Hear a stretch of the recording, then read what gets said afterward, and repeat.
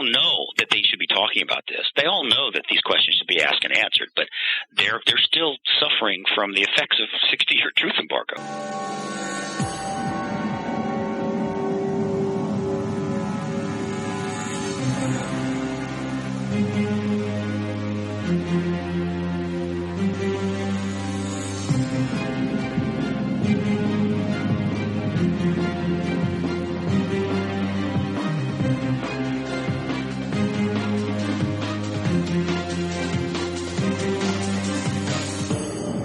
And now, ladies and gentlemen, Binnall of America Audio with your host, Tim Binnall. Hello out there, my friends. This is Tim Binnall of BinnallofAmerica.com with another edition of BOA Audio Season 3. It is March 2nd, 2008. This is an ultra-fresh episode of BOA Audio. We taped it this past Wednesday evening. Our guest is founder of the Paradigm Research Group, creator of the X Conference, and a major player in the world of exopolitics. Making his BOA audio return, he is Stephen Bassett. Steve and I will be discussing the changes in public perception for the UFO phenomenon in the last 2 years since his last appearance, the distinction between ufology and exopolitics, the UFO connections for each of the remaining 3 candidates for U.S. President, McCain, Obama, and Clinton, why Steve thinks disclosure is possible for spring of 2009, his take on the Kucinich firestorm from last November, the changing stance of the media with regards to UFOs, Steve's response to the haters who are anti-exopolitics, and, of course, tons and tons more. It's jam-packed with information, and it's timely information when one considers where we're at here in the 2008 political cycle. For those of you who are unfamiliar with Steve Bassett, let me give you a little bit of background on him. Steve Bassett is a political activist, founder of the Paradigm Research Group, executive director of the Extraterrestrial Phenomena Political Action Committee, XPPAC, author of the Paradigm Clock website, and a political columnist, commentator, and former independent candidate for Congress. He is the executive producer of the X Conference. Presently, he is the only registered lobbyist in the United States representing ET-related phenomena research activist organizations, and XPAC is the first political action committee to target the political implications of ET-related phenomena. Between April 19th and November 5th of 2002, he conducted an independent candidacy in the 2002 congressional campaign in the 8th District of Maryland. It was the first instance in which a candidate on the November ballot in a federal election openly addressed the matter of an ET presence and the government-imposed truth embargo. Since 1996, he has assisted a number of organizations and initiatives which have been making the case for 1. An end to the government embargo on the truth surrounding an ET presence, and 2. Open congressional hearings to take the testimony of former military and agency employee witnesses to ET-related events and evidence. He has spoken to millions of Americans about the likelihood and implications of a formal disclosure event. His website is www.paradigmresearchgroup.org, PARADIGM researchgroup.org. And the website for the X Conference is www.x-conference.com. Check out both those sites, they are fantastic. And now, without any further ado, let's rock and roll. This interview was recorded on February 27th, 2008. Steve Bassett talking about exopolitics on BOA Audio Season 3. Ladies and gentlemen, welcome to a very special edition of BOA Audio Season 3. We're bringing back one of our guests here from Season 1, someone who was instrumental in my entry into the field of ufology and the esoteric via his outstanding conference, the X Conference in Washington, D.C. I'm stunned to think that it's been 4 years since the first X Conference, which I attended and sort of got the ball rolling on what I've been doing now. I'm kind of scared that it's been 4 years already. In a world that is esoterica, that is full of talkers, Steve Bassett, our guest here, is a doer, and I think that's the best compliment I can say about him. There's a lot of talkers in the world of ufology and the esoteric, but Steve Bassett's a doer. He actually produces things, so I have great respect for him for that. Welcome back to the show, Steve Bassett. He's calling from Laughlin, Nevada at the International UFO Congress, so I'm really excited to get him here on the show, and thanks for taking some time during the festivities to talk to us and come back to the show. Well, it's always great to be with you, Tim. I'm honored that you are one of the X Conference alumni. There are growing number of these, and it's always gratifying to think that the event was instrumental in bringing you into the field. There are a number of other people that have told me the same thing, but other conferences have been playing that role for the last 60 years. That's why there's a citizen science movement underway. Absolutely, absolutely. And we last talked to you a couple of years ago, and I guess just to sort of dive in and start things out, since your last visit, which was like January of '06, ufology's kind of made a comeback here. It's broken back into the mainstream, sort of reestablished itself.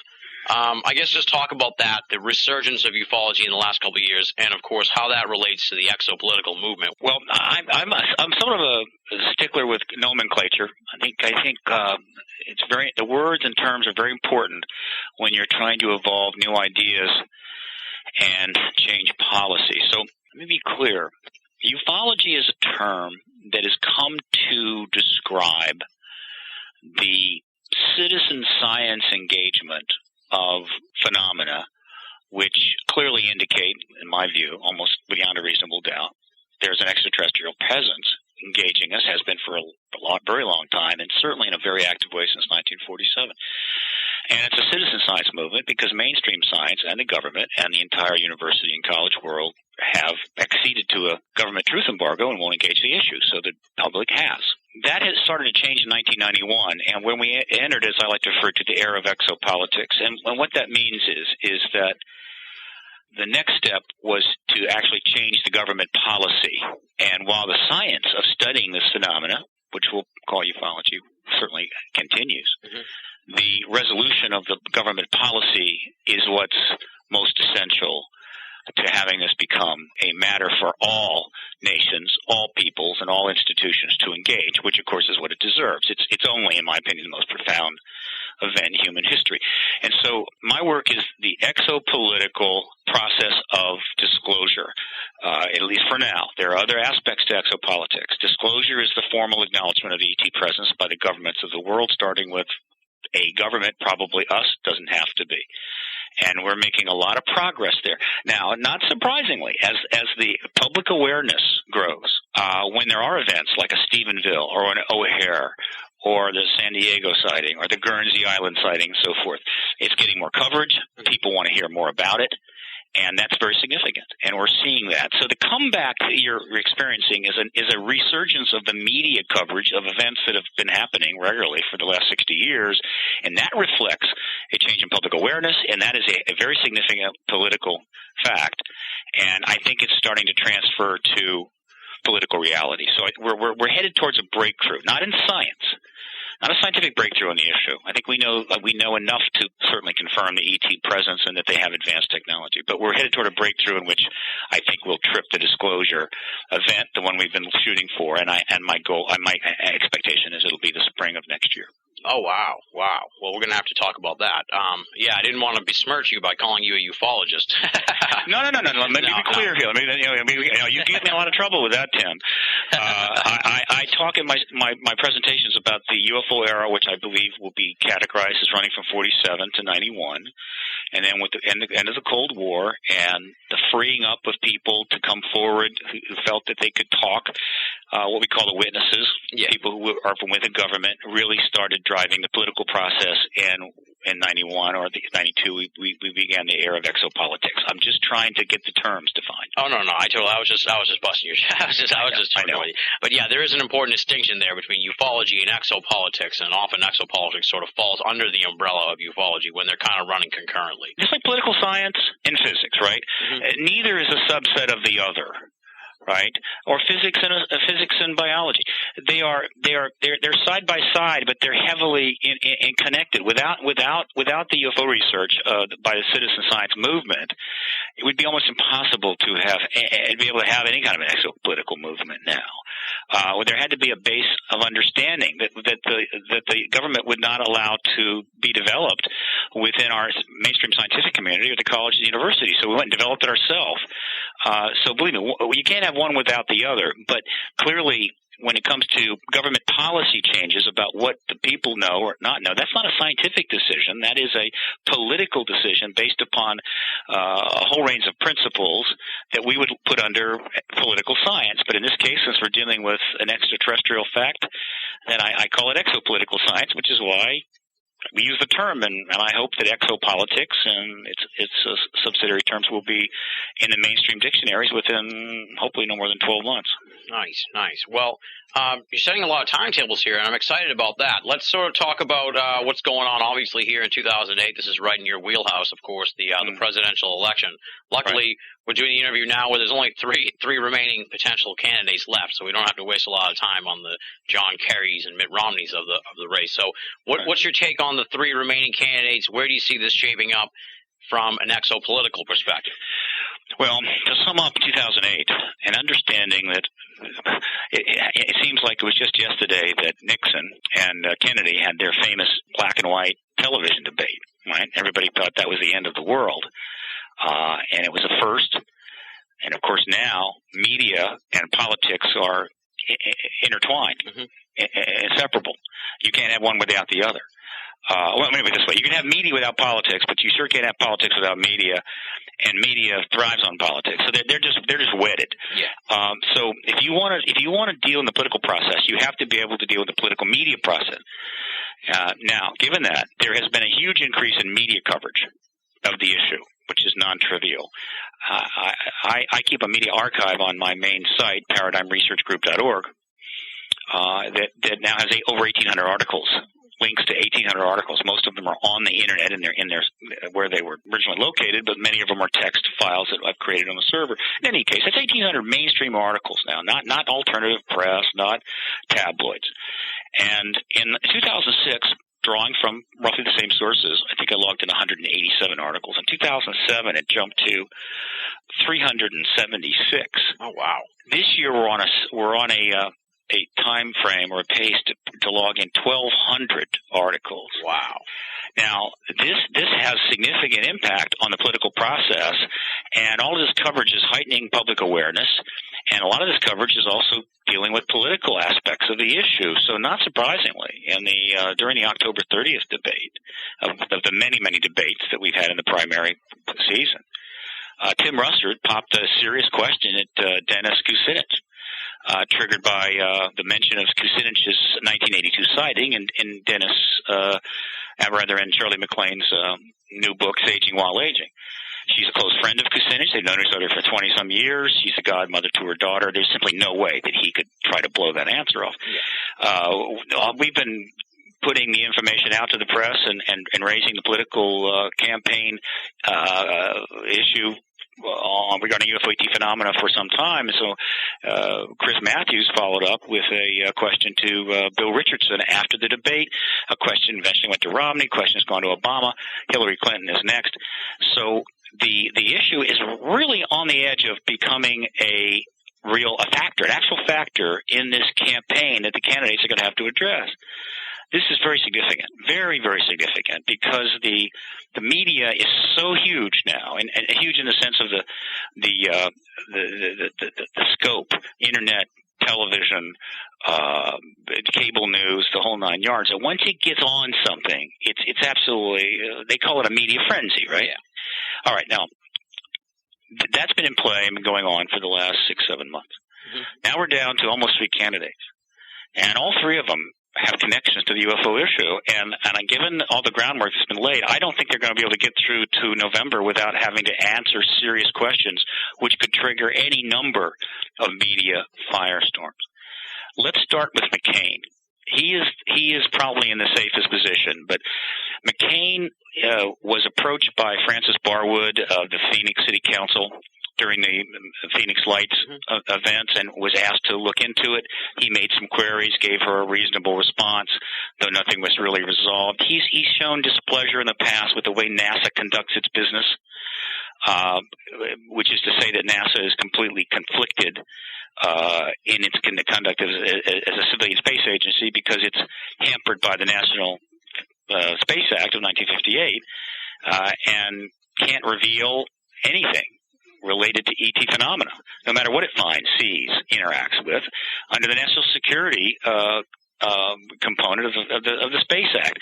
And so it's incredibly conflicted, and as a result, its behavior can get pretty odd. He has commented on that. He's a maverick. He's tough. he's difficult.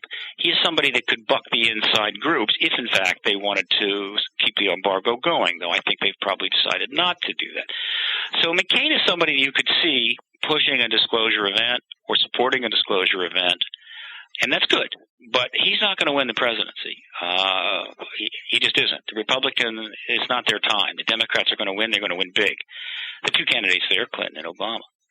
Let's start with Obama. He has a very interesting connection to the UFO issue that most people don't know about. Yeah, I've never heard about this, so I'm really interested in what it is. Yeah. In his own general history and personal life, nothing, right? Hasn't said anything. I don't think he knows very much. But there is somebody that does, and that is Zbigniew Brzezinski, who is basically the Henry Kissinger of the Democratic side of the aisle. A major player, belongs to all of the high-end internationalist groups, and, of course, he was the national security advisor to Jimmy Carter. At the time that Jimmy Carter came into the White House with a mandate of sorts, not a mandate, but a request by thousands and thousands of people who had written an email, not email him, but wrote him, saying that they wanted him to look at the UFO issue, as he had promised to do during his campaign. He's the only president that's ever brought that issue up during the campaign. He'd had a sighting. It was known. He got asked about it, and he won. Thousands and thousands of letters poured in. They had to sign people to deal with that, and he initiated two attempts to study the ET issue in the early months of his administration. One was shut down by the Department of Defense, and that was the outside study that was brought to their door by the Stanford Research Institute in the form of Alfred Weber. Yep. They shut that down very quickly. The other study was initiated from within the White House. That one couldn't just be terminated.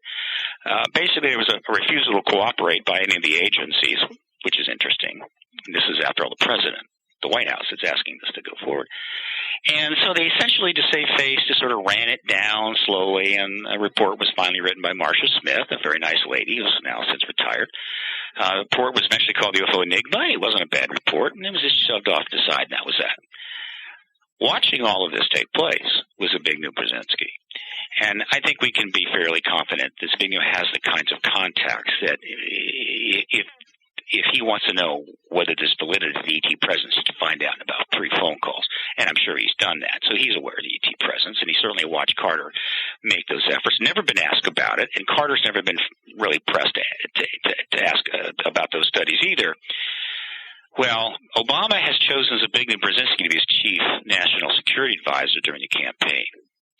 So that connects him straight back to Jimmy Carter, the Jimmy Carter studies of 1977, and, of course, everything and anything that Zbigniew knows about this issue.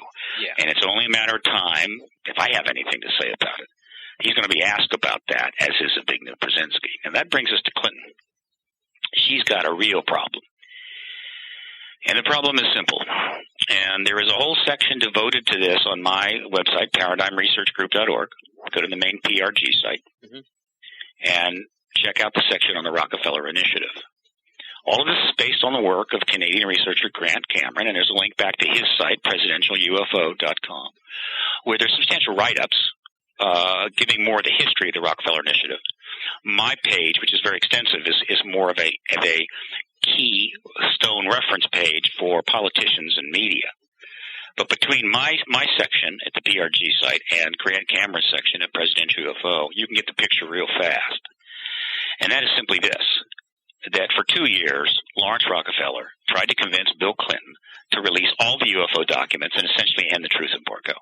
It didn't happen, and we could talk about why, but everyone kind of most people remember the Clinton administration. It was wild and crazy, and it was very, very difficult political times. And he did respond. He did some things. He asked Webster Hubbell to look into the issue. He asked John Podesta to try to reform the FOI laws, or at least get more documents out. But he never took a stand on the ET issue. He wasn't able to do that, didn't have the political capital. But this went on for 2 years. There were reports, there were studies, there were meetings. And Bill and Hillary went up and discussed this issue with Lawrence Rockefeller at his ranch in 1995. Rockefeller brought researchers to his ranch to plan strategy, and on and on and on. And let me tell you something. There is no way that a subject, right, that had no substance could be pursued in that manner within the White House for 2 years and not be valid. Yeah. Right? It's just absolutely ridiculous. If somebody had come, for instance, and I don't mean to disparage those who believe in Bigfoot, but if someone had approached the White House and said, look, I want to help prepare a report to give to the president to tell the world about Sasquatch, that would have lasted about 5 minutes.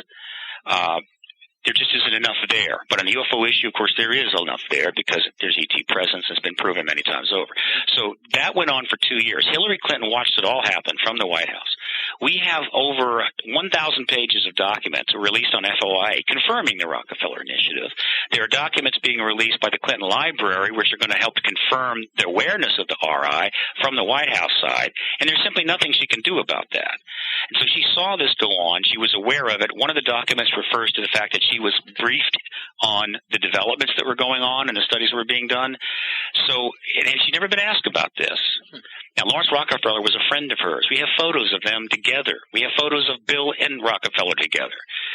So they're going to have to very soon, both he and her, but particularly her, since she wishes to be president of the United States, are going to be asked by a Tim Rethers or Chris Matthews or Chris Wallace or any other number big shot media pundits or talk show hosts are going to be asked, what did you know about it? What did you think about it? Why did it happen? Where are more documents?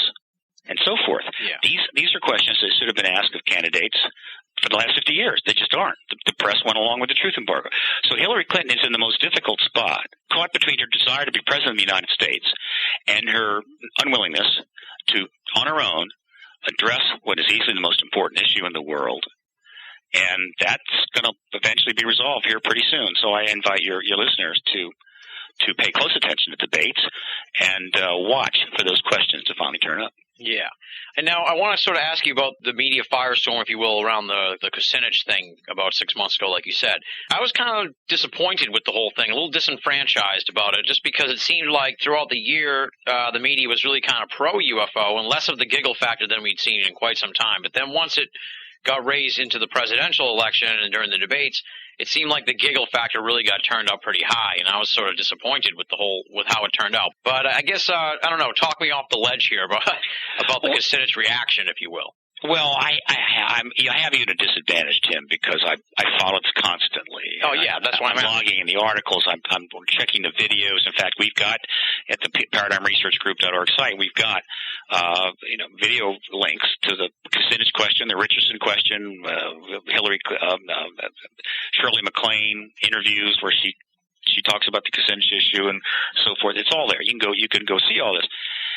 And so when you catch some of this here and there, it's easy to get perhaps an inaccurate impression. The fact is that the degree of seriousness that the media is treating this is higher than it's ever been. Okay. What you picked up on is that since those questions were virtually the first questions ever asked of candidates, principal party candidates, in the middle of a campaign, that they really had to dance. And so they're laughing and they're smiling, and the questioners, both not so much Russert, who's a pretty serious guy and nobody to fool with, but Chris Matthews, they were uncomfortable. You could tell. They all know that they should be talking about this. They all know that these questions should be asked and answered, but they're still suffering from the effects of 60-year truth embargo. So you're picking up on that, but what you're missing is the fact those questions were asked at all, and that the answers were not dismissive. They were balanced in a sense that they had to dance a little bit, and then they had to try to say something substantive. But overall, this is unprecedented. And then the follow-up articles, which I've cataloged, almost all of those were generally straight, including a front-page article in the Wall Street Journal on January the 2nd, which essentially recounted the 1982 Kucinich sighting after they interviewed two individuals who were staying at the house at the same time and were with him when it happened. It was an absolutely straight story. So let me be clear. The media coverage right now, the UFO issue, and all related aspects of it is greater than it's ever been in history. Two, it's about as serious as ever been, though I think it might have been more serious in the early days, right, when it was a lot of uncertainty what was going on, and the government hadn't really gotten the embargo going. It didn't really get underway until 1952. So it was pretty serious coverage then, but that was a long time ago. Once the truth embargo was in place and they started the whole game of ghettoizing this issue, intellectually ghettoizing the issue, we haven't had coverage like this. So this is a breakthrough time. and we should be very happy about that. And I think that you're going to see it get better. Yeah. The internet is, of course, playing a major factor here because when anything happens, it's usually videoed. We can then archive those videos and link to it, and people can go and see exactly what happened and then draw upon that as they decide what to do next. And so the internet now makes it possible to build a platform of public awareness based upon archived events that we can draw on. This is unprecedented as well, and why the truth embargo, again, really has got a chance now. You raise a bold prediction, I guess you could say. Spring 2009. What makes you think that we're going to see disclosure in spring 2009, and what's the road to that, do you think? Well, let me be clear. I'm not in the prophecy business. I'm not Gene Dixon, all right? I'm not in the prophecy business. I am a political advocate, all right? I'm an activist. My job is to advance an issue to change government policy. And in that regard, just like any activist and any advocate or lobbyist, which I'm also a lobbyist, you have to pay as close attention you can. Everything is going on to see what's likely to happen next. All right. Mm-hmm. And my assessment, based upon a whole lot of things, which we really don't have enough time to go into, but particularly drawing on the actions of Bill Richardson and John Podesta, right? Those two in particular, all right, as well as other input I'm getting from some inside sources, also, of course, the press. My assessment is that, one, the truth embargo is falling apart. Two, and this is very important, by the way, the international picture has changed dramatically. Yeah. We have substantial developments going on in the United Kingdom, in France, in China, Mexico, Brazil, Canada, and the willingness of first world countries to our allies to simply go along with whatever we want is nothing like it was in 1947, I can assure you. And in the last 6 or 7 years, it has deteriorated quite extraordinarily. And so we simply don't have the ability anymore to demand or control the actions of our allies with respect to issues. As a result, at any day, any time, another nation, France, Germany, UK, could hold a press conference, release evidence, probably gun camera footage from chase planes and any other material they want to put forward, and end the truth embargo. And that would be a major blow for the United States. Some people don't agree with that. I don't care. I know it'll be a major blow. So the Democrats and the Republicans have that to contend with, but the Democrats are going to win the next election. So without outside pressure, and the potential for another nation to take that legacy and end the truth embargo and announce the ET presence to the world, and the U.S. having to follow suit, right? Not lead, but follow. The Democrats, I think, have been laying the groundwork to end the embargo in the early months of the next administration. They have no incentive to obviously push to do it now for obvious reasons. Yeah. Now, why early in the next administration? It's really simple calculus. If they don't do it fairly soon in the new administration, then the embargo becomes theirs, just like it became the last administrations and the one before that and the one before that. And so if a couple of years go by, then they have to explain to the American people, well, why didn't you tell us a month ago, 6 months ago, a year and a half ago? On the other hand, if they reveal it in the early days of the administration, then they can say, look, the previous administrations chose not to allow this information out, chose not to provide you this important information. We believe that policy is wrong, and we're giving it to you now. Everybody wins. They win. People win. All right? And so that's my call. The logic, to me, is very clear. The circumstances are very straightforward. Either announce it early next year, after winning the election, and take on the mantle and the legacy of the truth embargo presidency and all that entails, or risk having that embargo become yours and having to follow France when they do it, or China does it. This is not a hard equation to solve. You don't have to be a rocket scientist, and I make that pun intentionally, to make that call. I'm making that call. This is what I think will happen, and it's certainly what should happen. If it doesn't happen right away within the first, 6 months or whatever of the new administration, do you think we're going to have to wait another 4 years for this, or it just all depends on what happens, probably, right? Well, ultimately, we'll wait until the U.S. government relents.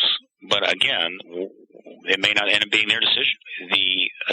Most of the first world nations elements within those nations are aware of the ET presence, and I'm talking Australia and Canada and England and Germany and France and Italy, right? They all have air forces. Most of them have space programs. They all have telescopes, cameras, chase planes. They've been following this issue. They've been taking in sightings reports just as we have. They know there's an ET presence. That doesn't mean everybody in the government knows, but there are elements that do. Any one of those nations could bring forth sufficient evidence to convince any gaggle of reporters that there's an ET presence. And, of course, if the head of the government of that country confirms it, it's going to be kind of hard to blow that off. Yeah. So the fact is it could happen at any moment. I think our government knows this. And there will be a price to be paid if the U.S. ends up standing there off to the side going, well, we meant to say something, but we just never got around to it. It risks making the U.S. look irrelevant. Yeah.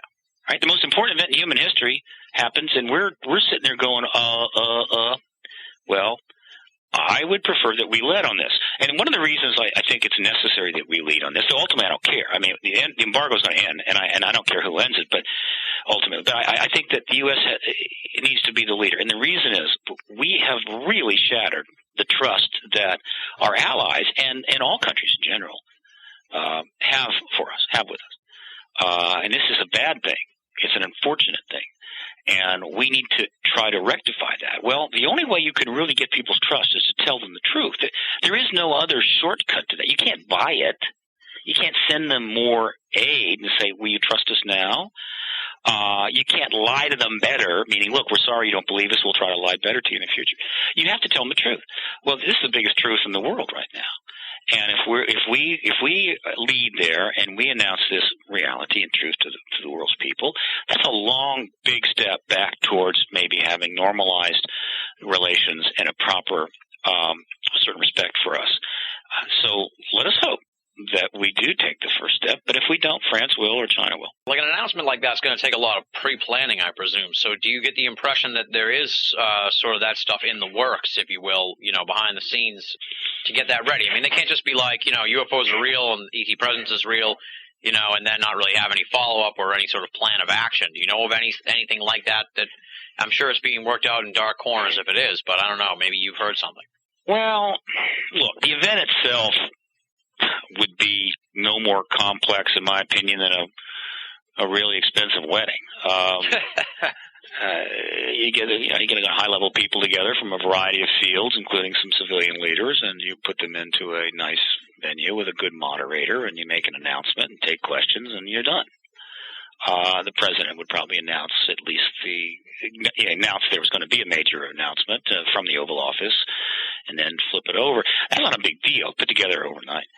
They've had 60 years to sort of decide how to deal with a post-disclosure follow-up, so I don't think there's a lot required there. I suppose the anal retentive control freaks in government would love to do a lot of things, but fortunately they don't call the day. I think the fundamental issue is having agreement on the top end in the executive branch. Congress is almost irrelevant in this issue. It shouldn't be, but it's made itself irrelevant, which is really an unfortunate thing, and I hope someday Congress figures that out. And then the management groups that are control the issue within government, and they're deeper down. In some cases, I think literally deeper down. And it's generally, I believe, that we can't prove it, cross-agency committees. These are unacknowledged cross-agency committees where you have a group of key agencies have a designated representative that goes and meets with other designated representatives privately. Very little or no records are kept, and they make decisions and discuss the status of things, and there may be more than one of these. And this is where the issue is managed so that there is some sort of coherence within government. Though, again, most people within the government would not even know these agencies or these groups are coming together. Yeah. But there has to be sort of an agreement down there that, okay, let's go. They would then connect by any number of means with the White House or the executive to say, fine, we'll go there, and then bingo. Then they would have to move very quickly because they don't want it to leak. They would probably have to get it out, done, ready to go within 10 days, 2 weeks, because you just can't be out planning something like that. It'll be all over the internet, and that would be messy. So once a decision is made, they'll move very fast. A couple of weeks, bing, there it's done. And then once it's out, once the cat's out of the bag, then they can take their time and they can plan a lot of stuff. They can orchestrate it any way they want to. And we will deal with that and address that. And hopefully the process will be as truthful and as honest as possible. But that will be up to the American people. American people will ultimately decide how much they learn in the aftermath of disclosure and how accurate that information is. If we don't try or make an effort, then maybe we'll get inaccurate information. But we have a responsibility here. We simply cannot let government do anything it wants and expect to have it serve your best interest. At some point, you've got to exert some influence on it. And that's a lesson the American people need to relearn and very soon. Yeah. We gotta spread this stuff around. Let's put it on the internet. You're listening to Binnall of America Audio. Great heavens! What kind of radio show is this? Now, I know this isn't your story, but it's been kind of making the rounds lately. What do you make of the alleged UN meeting about disclosure that's kind of been talked about lately in the last few weeks or so? It's an interesting story. There have been many such stories that have been popping out. I view what's going on right now as kind of a bubbling cauldron, where suddenly a bubble will emerge and pop, and another one over here will emerge and pop. If it's happening so fast, it's really difficult to vet all this stuff, and ultimately it doesn't really matter. However, we need to know about these things, and I'm looking into it, and I hope to know more soon. If there's something there and I can work with it, I will. But we have to pay attention to all this stuff, but we don't want to jump too quickly because there's still the potential for disinformation. Some of it has its own momentum. The government might still throw a little out there to leaven the process. You have pranksters and others who like to play with this game. The truth embargo has kind of become a field to play in. So we have to be careful, but we shouldn't dismiss anything outright. And we should be prepared for things to turn up at any time. So I am going to look further into that. If there was a UN meeting, I'd like to know about it. It's certainly important that we get the UN involved. I think it's illogical. All right, the UN is having a bad time. It's viewed increasingly as being irrelevant. It's had scandals. I think if the UN were to embrace this issue and exert its appropriate hegemony, I think that would go a long ways towards restoring UN credibility. But that's the UN's decision, and I haven't had the time to really engage the UN, though that is on the list of things to do. Yeah. And now you talked about sort of the change here in the attitude of the mainstream media, and I know you've done a lot of mainstream media appearances for quite a while now. Mm-hmm. Have you sensed a difference, I guess you could say, in the attitude of the people who bring you on TV to talk about this issue? Yeah, it's better. It's always been, for me, relatively good, but I don't really put up with any nonsense. I think if you don't act like you'll put up with any nonsense, people tend not to give you any. But overall, it's getting better. My appearances have been fine. Larry King, in particular, who's always been, I think, on our side and has tried to do his part, is suddenly really getting active. He's done 4 shows in the last 8 months. That's quite unusual, and I think I expect him to do more. So, thanks to Larry. Wonderful. I hope, I'd love to do a show someday. I'm getting on CNN and Fox. Nightline did a significant show connected to Out of the Blue, the documentary by James Fox and Tim Coleman and others.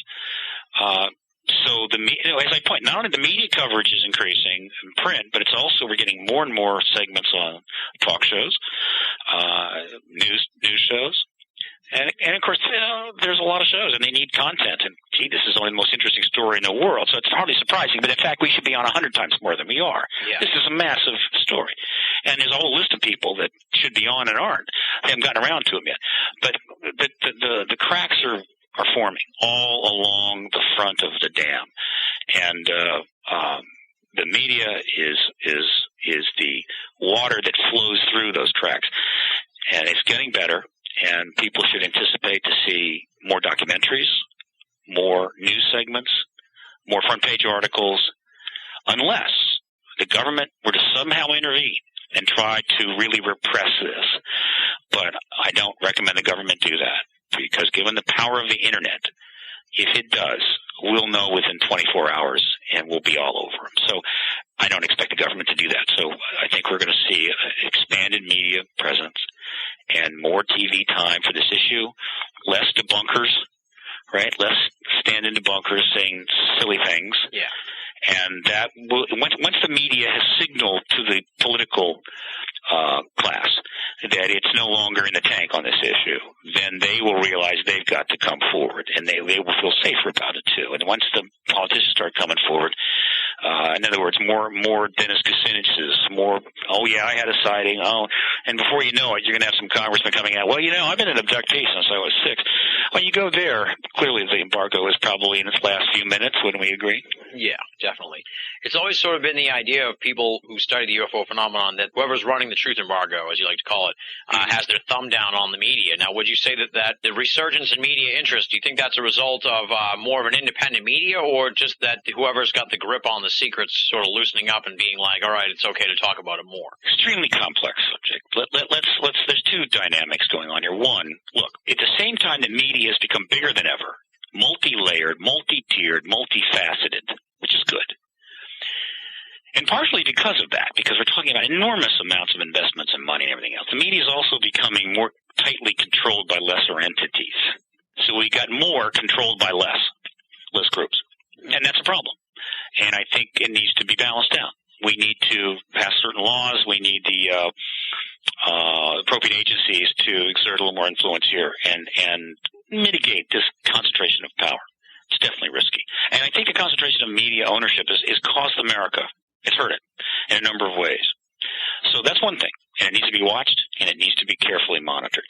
On the other thing, the other area is, regardless of who owns the media, what is how they interacted with the ET UFO phenomenon issue going back 60 years. And that is a very complex issue as well. In fact, that'll be covered in the upcoming X conference, which is the 4th one. That's going to be April 18, 19, 20, Gaithersburg, Maryland, outside of Washington, D.C.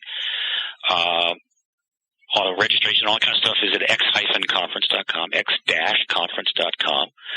We have an extraordinary event. But we're going to be getting into that media issue again. Terry Hansen will be there, Rob Simone. I'll be talking about it. The media, not surprisingly, elected to go along with the truth embargo as it was developed in the 1950s. It wasn't a hard call. They were told in various ways. It was sort of just let known that this issue is off limits. Don't go there. It's a problem. Don't deal with it in any serious way, or at least exercise some constraint, because we got a Cold War underway here. We're facing off with the Soviet Union. There's enough nukes to blow everybody to kingdom come. And so the media went along with that. National security reasons. And it went along with it for many, many years until it became pretty much standard operating procedure. Yeah. So it wasn't necessary to put the thumb on them, but I think probably every once in a while a phone call was made or two, maybe a publisher network saying, we're getting a little bit close to home here. So they didn't have to do a lot. The media was pretty much in the tank going back to the 50s, and I'm not going to argue that. But of course, when the embargo started to become less appropriate, and we moved away from the Cold War and everything, the media was slow to adjust. It sort of went along with status quo, and in fact, it had developed bad habits, which turned up in other ways, covering other issues. Yeah. In other words, its fundamental adversarial role had degraded, complicated also by the corporate ownership and the concentration of power. So we had an imbalanced situation that was dysfunctional. And there's plenty being written about that, and I assume corrective measures are underway. So, just because we still have high concentration of corporate ownership doesn't mean that the media couldn't take on this issue big time, because it is. It is the biggest news story of all time, after all. And the embargo is breaking down, and other nations are getting involved. And so, frankly, if I'm a major player, a major owner in media today, and the government kind of comes to me and say, kind of wish you kind of stay off that UFO issue, I'd say, guy, that ship sailed a long time ago. So overall, barring again something draconian happening, I think the media is ready to finally go for it. And once they go for it, anybody who has seen a media frenzy knows that there's nothing stopping it. It's like a plague of locusts. It's over, right? Just give in. Tell them what they got to, give them the photograph, and hope you can make it home safely. One of the big stories, I guess, from last year that I did want to ask you about was the Symington, the Governor Symington Phoenix Lights story that came out and was big news, and he's kind of become a fixture on the circuit now. What was your take on the Symington thing, and how does it relate to the whole exopolitical scene? Perfectly emblematic of what's going on, and very important, right? It's like a microcosm of what's happening. In 1997, you have a man who is well-respected politician from a political family, known political family in America. He's governor of an important state, Arizona. And he's starting to have some problems, right? Not dissimilar to what many other politicians have had. Some business dealings were a little off, and his opponents are coming after him, and he's under pressure. The Phoenix Lights event occurs, and he makes fun of it. Makes a decision, makes fun of the thing, causes a bit of a ruckus, and sort of looks bad, and does not act constructively. As it happens, his problems got worse, and he was eventually indicted, forced to leave office, and he was convicted of some real estate stuff. But he was pardoned by Bill Clinton, and he went on to lead a pretty exemplary life. Wonderful wife, family, kids, started up a new business, became an important fixture in Santa Barbara. So, he's not a bad guy and a sharp guy. So he intersected the issue in 1997, and he went on to lead a life and put it all behind him. And then, lo and behold, 10 years later, when James Fox turns up to interview him about the Phoenix Lights event as part of trying to upgrade or put out a new edition of his extremely important and powerful documentary Out of the Blue, it's still, in my opinion, the best documentary ever made about the UFO issue, with a lot of exopolitical content. Symington made the decision to go public with the rest of the story, right? And the rest of the story is that he actually saw the initial craft of England that flew over. This is earlier in that evening. And it was startling and profound to him. And he just, what can he say? I mean, what is he going to do?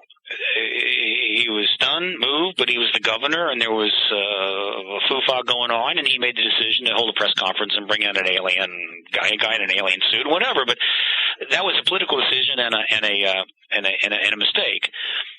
He sat on that information about what he actually saw that night, but he gave it to James Fox. Why? 10 years later, this is a man who had been disgraced, forced to resign as governor, who was convicted, but thanks to a pardon was able to return to his life, lead a pretty good life. And yet 10 years later, he is willing to come forward with that truth about what he saw that night, even though it potentially posed a considerable amount of risk to him and wasn't going to help him in, how would you say, reconnecting with the public. Or it certainly was risky in doing that. Why? Because Mr. Symington is not a stupid man. He is still a well-connected man, and I have a pretty good idea that he knew that that things were changing, and that this issue was moving quickly, possibly toward resolution. And he felt confident enough of that he was able to re-enter the issue, and in fact was been involved in several things. And he's been on Larry King. He was the moderator of the CFI James Fox press conference on November the 12th, and so he's emerging as kind of a spokesperson and a political figure, engaging the issue, like Paul Hellyer, for instance, and others that are getting involved. So this shows you things are different now. This is not 1967. This isn't 77, and this isn't 97. This is 2008, and this issue is about to pop. So it's very important what he did. I am very proud that he did that. I hope to meet him someday. I'd love to have him come to an X conference someday. And I have great respect for him. It's easy, right? It's easy to just go away and not have to address issues. It's very hard to say I was wrong. It's even harder to come out and say, look, there's something I didn't tell you, even though it might be a little risky. And this is a sign of courage and wisdom, and he certainly demonstrated that. You're obviously a major player here in the exopolitics field, and I'm sure it's water off a duck's back to you, but what's your response, I guess you could say, to the haters the people who sort of are antagonistic to the whole thing, and they're not just in ufology, but they're throughout the gamut of esoterica. They seem a little jaded. I could run down a number of their critiques and everything. You're only as good as your weakest link, and they pick apart certain people in the exopolitical movement. Say, well, if you're going to have these guys in there, then you're hurting the whole thing, and it's a joke and all that stuff. What's your response, I guess you could say, to the haters out there? Well, first of all, I think hate's too strong. Yeah, well, it's an expression. It is too strong. We all know what we mean by hate. There is plenty of dissatisfaction among some people with the exopolitical developments and what I would call this exopolitical movement. And my response is, it's exactly what's happened 1,000 times before. Whenever there's been an activist movement involving a very significant political issue, there's plenty of dissension, there's plenty of disagreement, and it's often along certain lines, particularly the old versus the new. In this case, it's pretty well defined. You've got remember the era of ufology we talked about, and all the people that were involved in that and still are, pursuing the citizen science. And they sort of became used to a certain approach to this, and develop and continue to work on acquiring more knowledge and try to be, even without the money and without the support of colleges and universities and government grants and foundation and everything, but try to do the best science you can, and if you succeed, you'll prove the case, and we'll acknowledge, and we'll go forward. That was the modus operandi. Now we have a new approach, a new era of exopolitics, with new people, fresh, coming out of nowhere in some respects, and they're trying to carry the ball over the goal line. Now, that doesn't mean we're going to complete the science. Of course not. The science will be completed by the mainstream scientists in universities and colleges and in government laboratories. Of course, there's already a lot of science that's been done in secret. Hopefully we'll know about that. So the science will continue. But there is a tension between the old guard and the new exopolitical people, and it's hardly surprising. It's normal. It's to be expected. I would prefer there wasn't, but hey, this is a utopia. I'm sure that better effort could be made on from both groups to be more understanding, can communicate better with each other, be less suspicious. But politics is not science, even though they refer to it as political science. It's a much messier realm to deal in, and you're dealing with different issues. And the scientific method is frequently not involved in those issues in what you have to do. So these tensions are going to remain, and there's going to be criticisms. I consider that part and parcel with the activist movement. I'm going to do my best to try to minimize it, but there's only so much you can do. And I do listen to the complaints, and I've heard them, and I'm not unaware of them. And to the extent I can respond and adjust, I will respond and adjust. But let's be clear. Most of the people that I work with have nothing but a high regard and respect for the researchers that have developed this field for the last 60 years, living and dead. And there would be no exopolitical movement without them. And as we go forward, there's going to be no efforts on my part to diminish their contribution or to undermine them. But we still have to. We have a goal. We have to get this embargo ended. We need it. We need a disclosure event, and so I'm going to pursue that goal, and that will take first priority. And hopefully, in time, the old guard, the researchers particularly, will develop a little more of appreciation for what we're trying to do, which is not to say there aren't people making mistakes, or even some people maybe in the exopolitical movement saying some things which are pretty far out there. But as we know, if you look at the whole scientific history of ufology, there's plenty of out there things being said from time to time. Sometimes those things actually prove to be real. For instance, in the very early days, you had people starting to talk about abductions, and they were told they were crazy. What are you talking about? It's weird enough we got saucers flying around here. Now you're saying that aliens are taking you up into ships? Give me a break. Well, guess what? Now we know they are doing that. So what can I say? It's part of the human condition. No major political movement in history has ever gone smoothly. Pick one. I can tell you about it. So we're no different. And I would say overall we're doing about as well as the rest of them. So I'm neither angry nor pessimistic about our ability to move forward. And ultimately, everybody, I think, hopefully can agree on one thing, and that is that if disclosure takes place and the government finally relents and acknowledges that there is an ET presence, everybody in this field will benefit. Well, actually, that raises an interesting point, because a lot of people, the critics, I guess you could say, and I only use the expression haters because, it's a slang term nowadays, so I didn't mean it in the literal sense that they hate anyone. You raise a point here because a lot of people seem to think that if disclosure happened, the people in ufology and their accomplishments and their work and everything would be severely diminished. Not by the exopolitical people, but just by the mainstream media. Sure. The UFO issue would be taken out of their hands and put into the mainstream science, and they would kind of be like, okay, you were right, now go away. So, I mean, and maybe it's an innate unspoken fear, if you will, of a tarnished legacy or something. I don't know. It's a legitimate concern. In fact, when I entered the field in '96, I really had that concern, and I in the first few years, it was on my mind a great deal. I don't have it as much now, and the reason for that is pretty straightforward. It's the internet. The real rise of the internet almost marries my time in this, from 1996 to 2008,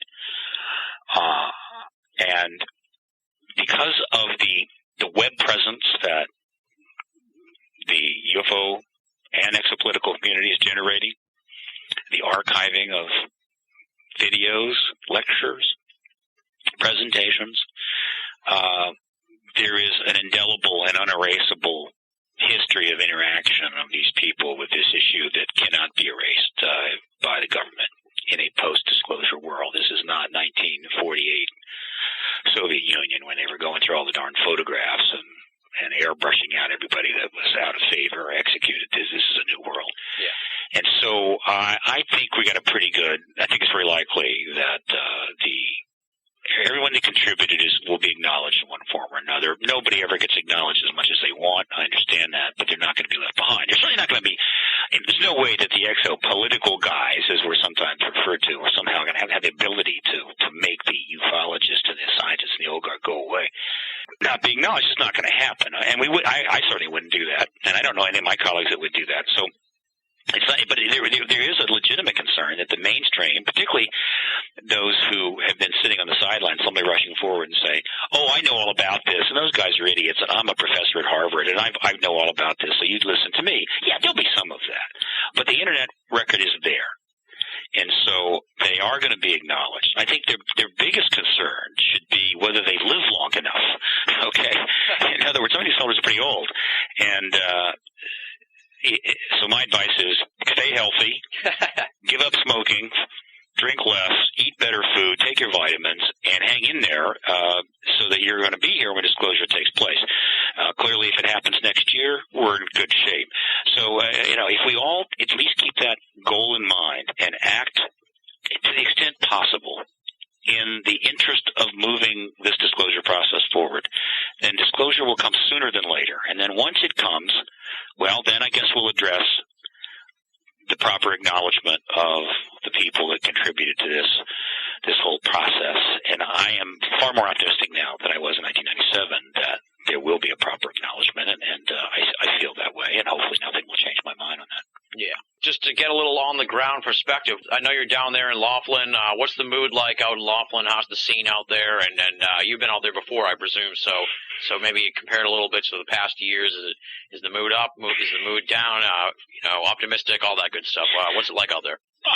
It's the conference is going smoothly. Bob and his daughters, Nicole and so forth, are doing a fine job. Nice turnout. More speakers than before. They've been doing this for a long, long time, and I think what's probably notable is that it's kind of routine, and it's kind of what you would expect. Most of the people here, they're very familiar with this issue, so they're not easily surprised. It's comfortable. There's a lot of collegiality. We come here to meet, talk, engage. Yeah. This is one of a number of conferences where that happened. So all good. Probably the most important event of this will be the interview of the moderated by Rob Simone on Saturday of Dan Burrish, where he's going to spend a couple of hours answering a lot of questions, and I'm extremely interested in knowing what Dr. Burrish has to say, and that's good.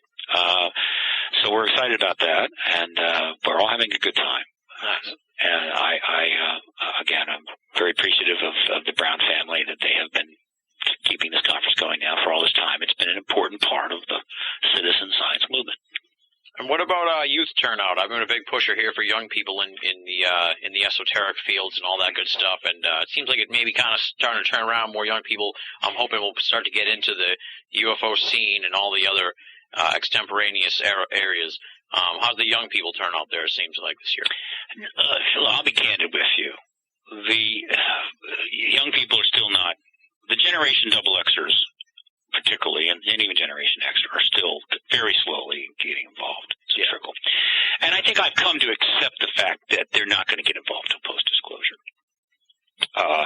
It's a complex discussion. Let me just say that the end of this the truth embargo was created by the last generation.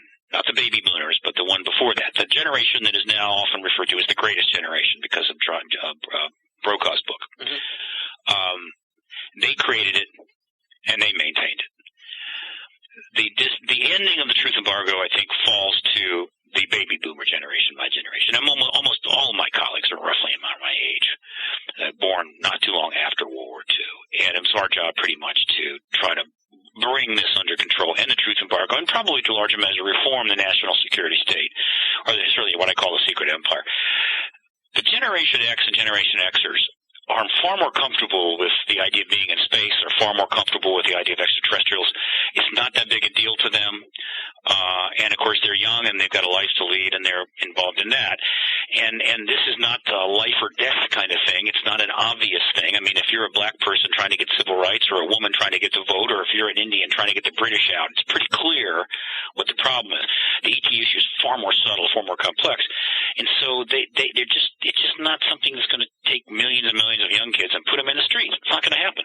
But they're well aware of what's going on. They're paying attention, by and large, and they're cool with the issue. So the baby boomer generation, we will end the truth embargo. And once that announcement is made, I am fairly confident that the young people will be on board real fast. And that will be, I guess, our gift to them. Since we pretty much bankrupted the country, wiped out the ozone, and we're melting the ice caps, I guess the least we can do is give them the truth on the ET presence. Well, as a part of that generation, I appreciate it.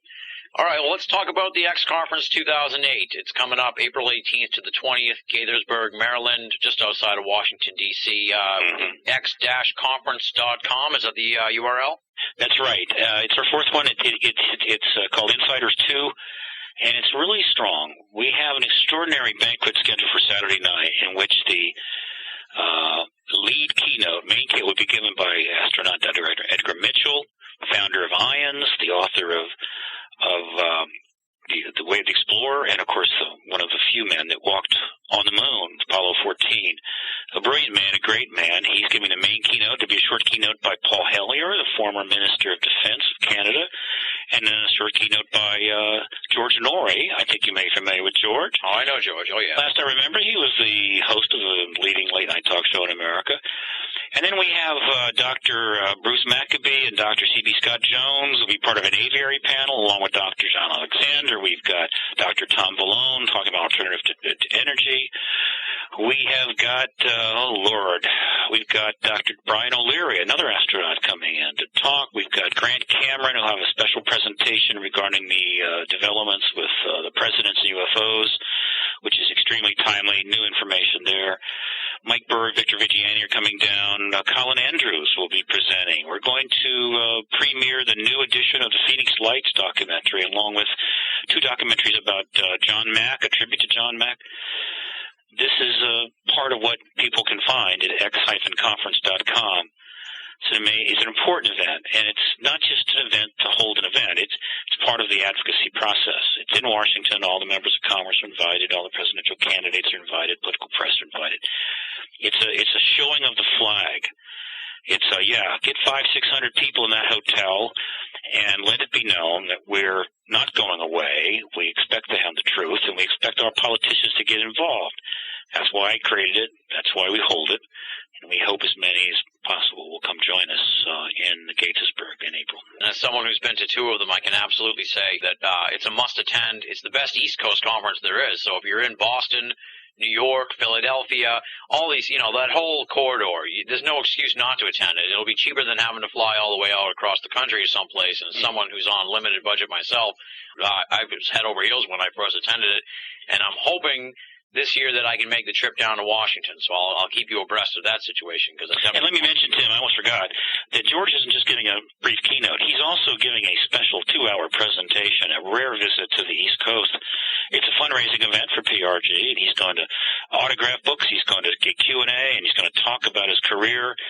This is just a great opportunity for the fans of George on the East Coast. So that's going to be on Saturday as well at the X Conference. Totally. George Norrie rarely makes a trip out to the East Coast, so this is a great chance for all the great coast-to-coast listeners to get a chance to meet him. And like I said, all these major cities here on the corridor, there's no excuse not to miss this conference. It's outstanding. And if you've never been to one, definitely want to check this one out, because I had a great time when I attended both years. Like I said, Steve, in a world of talkers, you're a doer, and I appreciate that so much. And I really appreciate you giving us so much time here to take some time out of your trip out there to Laughlin. I really appreciate that. I know how busy it is at these conferences. Like you said, there's a lot of networking involved. The presentations are just part of the story out there. It's always, the meeting and the greeting and everything. So to take some time here to talk to us and come back on the show, I really appreciate it. I look forward to future developments. We're going to obviously keep in touch, and we're going to keep following this story till the embargo breaks down. Yeah, Tim, I appreciate your time as well, and glad to have you on board with us. And you're making history, my friend. And so let's just keep focused, keep our eye on the prize. Absolutely. That does it for this week's edition of BOA Audio Season 3. I can't thank Steve Bassett enough for coming on the show, taking some time out of his trip to Laughlin to actually do the interview. And huge thanks to Steve for that. You can find out more information on Steve Bassett at the websites www.paradigmresearchgroup.org, PARADIGM researchgroup.org, and check out information on the X Conference at www.x-conference.com. Definitely want to make the trip down to the Beltway to attend the X Conference if you have a chance. Moving right along now, let's dive into the BOA Audio listener feedback mailbag. And here's what we have. I'm going to be a little selfish with this one, folks, but selfish to help out some other people. You'll understand after I read the letter. It comes from someone by the name of Lon. No hometown listed, just Lon. And the title is Reciprocal Link. I was wondering if you could consider a reciprocal link to our blog, Phantoms and Monsters. I enjoy your site and placed a link to it a while back. Thanks for the considerations, Lon. There you go, short and sweet and very cool from Lon to send me that email. And of course I'll put up a reciprocal link. And the selfish part is I want to talk about the new section of BOA that we added in January or so. At the bottom of the homepage, scroll down the black column in the middle of the page. It says, Friends of BOA. Has a great list of all the great websites that have been helping us out. And, of course, we included here this new website, Phantoms and Monsters. You can find that at phantomsandmonsters.com.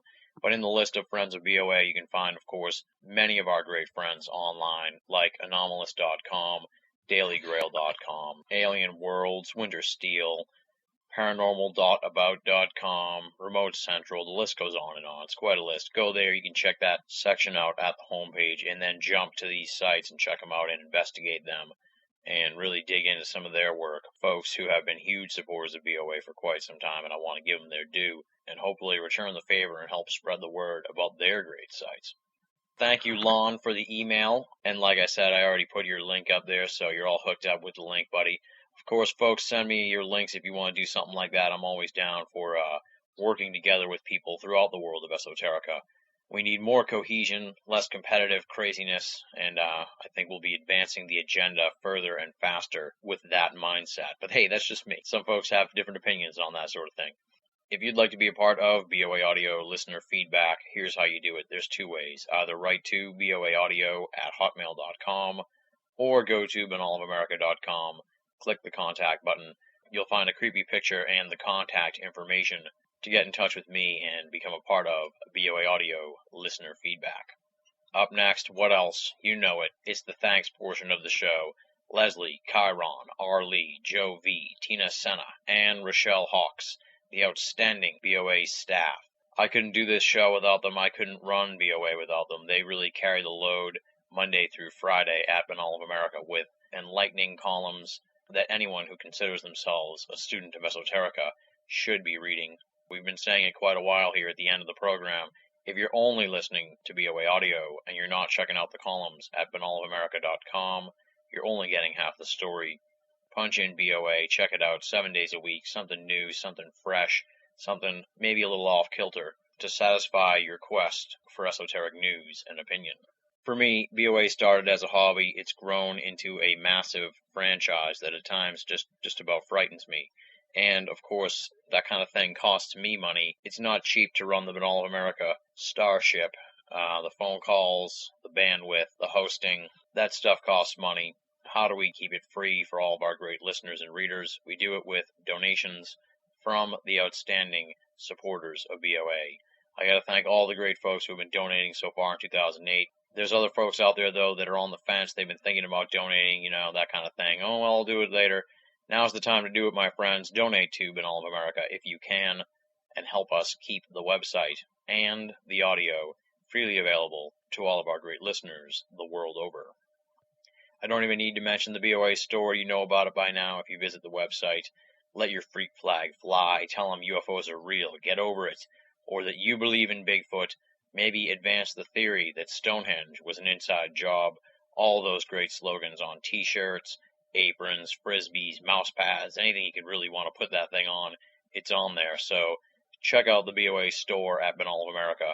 And those purchases there, of course, throw a little money into the till that helps keep BOA on the straight and narrow. Next week on the program, I'm going to give you just a little half tease here, because much like how we had the show here with Steve Bassett, next week's guest is going to be taped this coming week to roll out next weekend. Since it's been scheduled for a while, I might as well reveal the name and the topic we'll be discussing. The guest will be Dr. Bob Curran. We're going to be talking about his book, Lost Lands, Forgotten Realms. Amazing stuff here. I'm about halfway through the book, so I can only really give you half preview, and I don't want to do that. I don't want to give you half and half. But it's mysterious places. It's mythical places. From what I've read so far of Lost Lands, Forgotten Realms, it is tremendous, and I'm really looking forward to talking to Dr. Bob Curran this coming week for the next episode of BOA Audio. Stop by Binnall of America at some point towards the end of the week, and we'll have a little preview up of what exactly we'll be talking about with Dr. Bob Curran as we discuss Lost Lands, Forgotten Realms. And on that note, we're going to wrap it up here for the week. Until next time, this is Tim Binnall, thanking you for listening, wishing you an excellent week, and signing off.